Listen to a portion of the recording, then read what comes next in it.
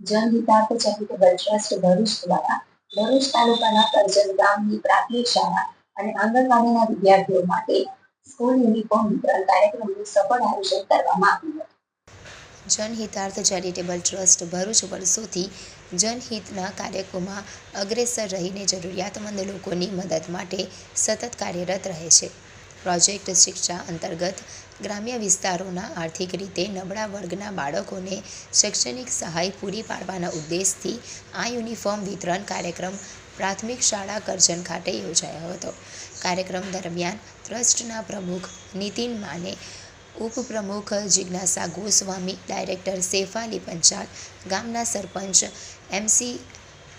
એસએમસીના સભ્યો તેમજ વાલીઓ મોટી સંખ્યામાં હાજર રહ્યા હતા. કાર્યક્રમની શરૂઆતમાં શાળાના બાળકો દ્વારા સુંદર સાંસ્કૃતિક રજૂઆત કરવામાં આવી હતી, જેને સૌએ વખાણી હતી. આ અવસરે ટ્રસ્ટના ઉપપ્રમુખ જિજ્ઞાસા ગોસ્વામીએ વિદ્યાર્થીઓને યુનિફોર્મ વિતરણ કરતાં કહ્યું કે વિદ્યાર્થીઓ ભવિષ્યમાં સારા નાગરિક તરીકે ઊભા રહી સમાજની સેવા કરે એ અમારી શુભેચ્છા છે. ઉપસ્થિત તમામ મહેમાનોનું સ્વાગત કરતા શાળાના આચાર્ય પરિમલસિંહ યાદવે ટ્રસ્ટના પ્રમુખ અને હોદ્દેદારોનો શાળા તથા ગામવાસીઓ વતી હાર્દિક આભાર વ્યક્ત કર્યો હતો.